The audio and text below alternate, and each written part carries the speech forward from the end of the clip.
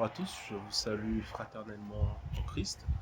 L'occasion nous est donnée de partager avec vous des encouragements et des exhortations par rapport à la situation sanitaire mondiale avec le coronavirus qui sévit de plus en plus et fait malheureusement de plus en plus de victimes dans le monde entier. Donc moi, le premier texte que j'ai envie de partager avec vous qui me vient à l'idée quand je vois ce genre de situation, c'est le texte d'Apocalypse 21 au verset 4 où l'apôtre Jean nous dit en vision que sur la nouvelle terre, il n'y aura plus de deuil, ni de cris, ni de douleur, que je comprends tout simplement par toutes ces choses qui nous attristent, dont les maladies, et en particulier le coronavirus actuellement, n'existeront bientôt plus. Mais malheureusement, force est de constater que nous n'y sommes pas encore. La réalité de notre monde est qu'il y a des maladies et que des gens meurent tous les jours et que des gens souffrent de toutes ces choses. Cette situation préoccupante, des enfants de Dieu ont été confrontés et je prendrai tout simplement ce passage du psalmiste au psaume 94, le verset 19, où il est dit ceci: quand une foule de préoccupations s'agite au-dedans de moi, tes consolations remplissent mon âme de délices.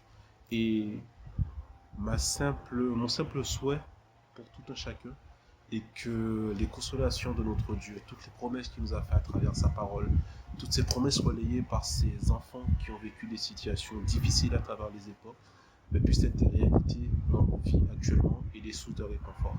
Je vous laisserai avec ce dernier texte qui est encore tiré de Psaume, le 121, qui me parle énormément. Parce que le psalmiste commence en disant ceci: je lève les yeux vers les montagnes, et d'où me viendra le secours? Et il répond juste derrière: le secours me vient de l'Éternel.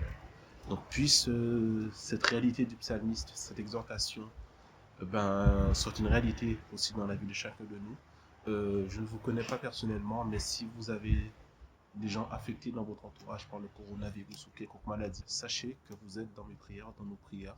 En tant que chrétiens, nous prions pour vous afin que Dieu nous apporte à chacun la délivrance et nous permette de surmonter ces maladies, ces tracas de la vie de tous les jours. Puisse Dieu vous bénir, passez une bonne journée sur le regard de Dieu. À tous les malades, je vous souhaite vraiment un bon rétablissement, de tenir bon, de tenir ferme.